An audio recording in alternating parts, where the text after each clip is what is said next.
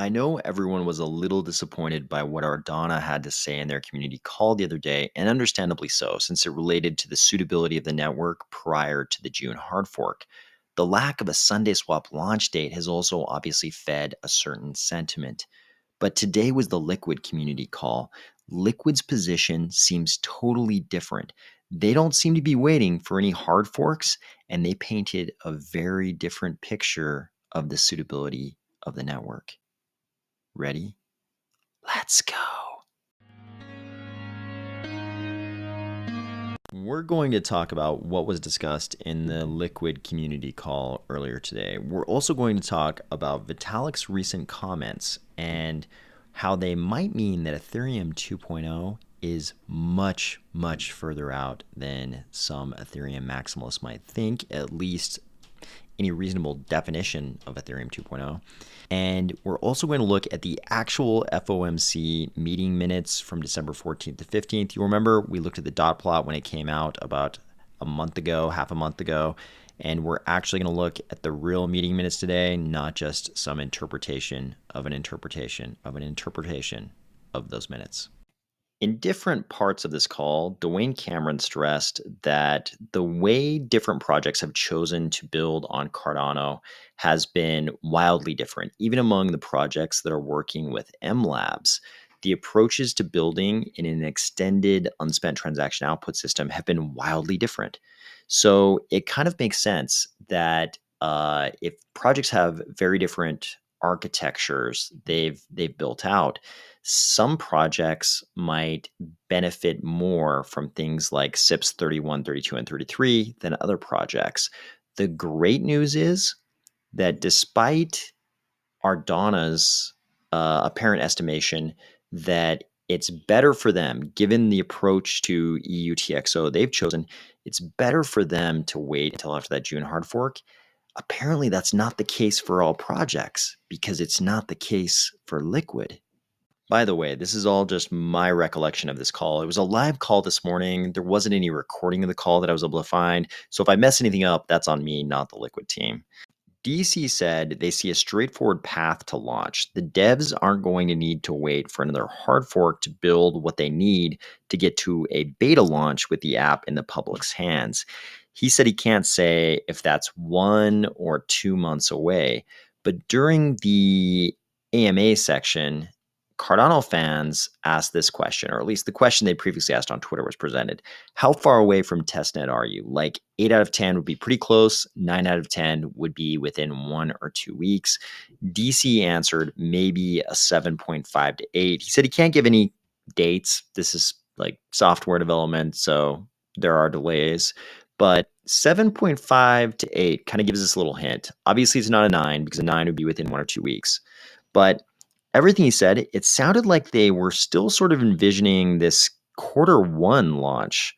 So if it's not within 1 or 2 weeks, but it's still Q1, that would put us, maybe, I'm guessing maybe February or March. But again, it's software. So they say take your worst estimation and double it. Who knows? But in any case, it sounds like the launch is going to be far ahead of the kind of timeline that Ardana put out in their community call the other day. Keep in mind, we're just talking about the testnet launch here. There was also some interesting discussion of the fair launch philosophy behind the launch of their token. DC said, if you sell to a bunch of VCs or other parties who get cheap coins early, you create this group who will never really cede power if the protocol ends up being successful. The Discord airdrop was a part of that fair launch idea. The Discord users were the obvious set of early users of the protocol, and it made sense to give them a 1.5% distribution of the coin because they would be actual users and not just a bunch of whales who would come in and hold on to those coins. I seriously appreciate Liqwid holding firm to that philosophy. DC was also asked about lending in the developing world. He said you need integration with the Tala Prism for lending in the developing world so that you can get a notion of credit and identity and have under collateralized loans that aren't extremely expensive. He said in Cardano, we have the tools to do this. We've obviously got a Tala Prism. In Ethereum, they're just barely starting to have this conversation. There was really good discussion about how with digital identity and DEXs, you can pretty much replicate anything from the legacy financial system. And it was also mentioned later on in the call that for an entity like Liquid or anybody else to do non-collateralized loans, for example, to the developing world, you pretty much need to have a banking license. And Liquid, obviously they're not a bank. They're not a holder of a banking license. It sounds like when things get far enough down the line, they might be open to conversations with, say, micro lending entities in the developing world to maybe white label their protocol or something like that. On the topic of the rollout of the actual testnet app, it sounds like it'll come out in 4 phases. And this part was a little bit hard to follow live. So if I'm making mistakes here, apologies. But it sounds like phase one will be sort of the tab that deals with the minting of Q tokens and the supplying of assets, sort of a market dashboard tab. That'll be the first phase. Then will come the governance module where you could stake your LQ and you could vote on and introduce proposals. By the way, it sounds like the DAO treasury will be controlled by multisig. The third phase would be the staking of Q tokens to earn LQ tokens tab. And then the fourth phase would be the rollout of a tab to liquidate assets. So back on the topic of timing of the launch and sufficiency of the network, those kinds of things, they said that the Cardano network is plenty ready to deploy a lending app. They just need to make sure their off-chain pieces and on-chain pieces are ready for that. At this point, you really started to get a sense that probably the difference between an Ardana that needs to wait until June and a Liquid that's super ready to go is probably just in how they built out those pieces. Next, they were asked about Ardana's concerns that there will be congestion and users might have trouble topping up in a scenario where they're approaching liquidation.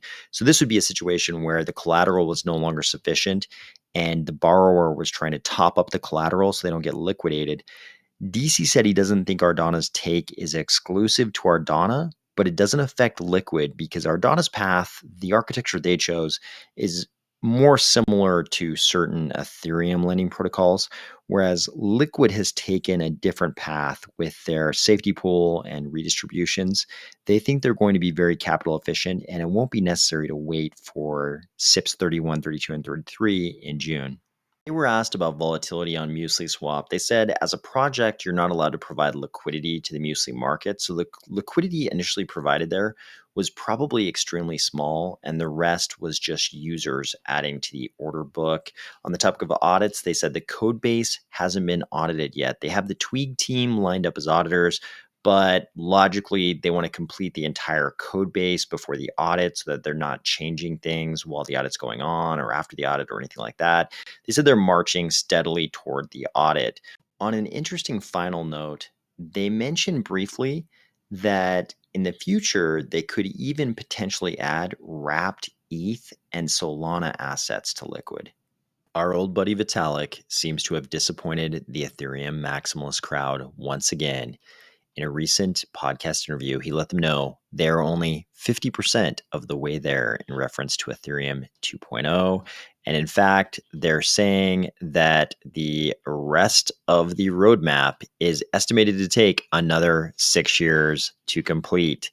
And granted, he's saying that's 100% optimization. I don't know if 100% optimization is actually the right benchmark. I think any Gen 3 blockchain would not say that they are currently 100% optimized right now.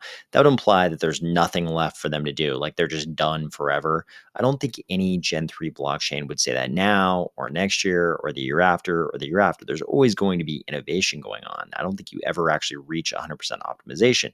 The real question is, when will the blockchain work under proof of stake and not be broken by fees so that it can actually scale? I think that's what everybody's really interested in with Ethereum 2.0. Unfortunately, Vitalik's telling us we have to go through a Dr. Seuss book of phases before we get there. These phases are called, and I'm not joking here, the merge, the verge, the purge, and the splurge. I don't know about you guys, but I'm perfectly okay telling my friends I'm excited for things called Gauguin, Basho, and Voltaire. These are luminaries of computer science and thought, but I would feel like a damn fool if I had to tell my friends that I'm super stoked for the Verge, the Purge, and the Splurge.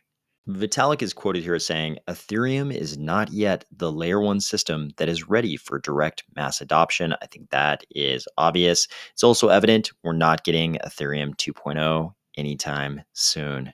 You probably noticed that this document seemed to spook the markets a little bit today. These are the minutes for the FOMC meeting that took place on December 14th and 15th.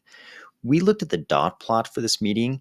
Shortly after the meeting, when it came out, that dot plot indicated that a majority of the participants in the meeting felt like the Fed was likely to raise rates multiple times in 2022. Here they say, regarding the outlook for U.S. monetary policy, expectations for a reduction in policy accommodation shifted forward.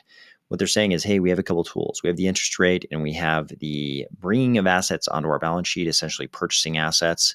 These are the tools we use, and we think we can reduce using them. Down here as a side note, they also say market participants continued to focus on risks related to economic and financial developments in China. This is related to a lot of things we've covered here on the 3 red lines policy in China and the effect that's had on real estate developers like Evergrande. So when they get into the meat of it, they say changes in the target range for the federal funds rate should be the committee's primary means. They're saying the tool they should use primarily is the interest rate. They say this preference reflected the view that there is less uncertainty about the effects of changes in the federal funds rate on the economy than about the effects of changes in the balance sheet. So they're saying we kind of feel like we have a good idea what happens when we change the interest rate, and there's less uncertainty there than when we change the assets on the balance sheet. Timing might differ from the previous experience in which balance sheet runoff commenced almost 2 years after policy rate liftoff when the normalization of the federal funds rate was changed to be well underway. So last time they did this, when they were going to both raise rates and reduce assets on the balance sheet when they were in a period like they're in now, it took them 2 years from the first rate hike till the point when they started taking assets actually off the balance sheet. But they say this time, participants judge that the appropriate timing of balance sheet runoff would likely be closer to that of policy rate liftoff than in the previous experience. So this time, they're not going to wait 2 years. They're going to start taking assets off the balance sheet much sooner than they did last time. This is key when you look at what they say on page 11. So down here on page 11, they say, in light of elevated inflation pressures, and you see them talking about inflation kind of throughout this document. It was obviously a pretty hot topic during the meeting. In light of these elevated inflation levels, participants judged that it would be appropriate to double the pace of the ongoing reduction in net asset purchases. So right now they're still buying assets, but they're going to double the pace at which they reduce their purchases of assets. Similar reductions in the pace of net asset purchases would be appropriate each subsequent month. So they're going to double how quickly they slow down buying assets, and they're going to keep reducing that pace each month, resulting in an end to these asset purchases in mid-March. So we already know from the dot plot, they're going to they all think they're probably going to hike rates multiple times in 2022 this year. We also know they're going to start taking assets off the balance sheet much quicker after that first rate hike.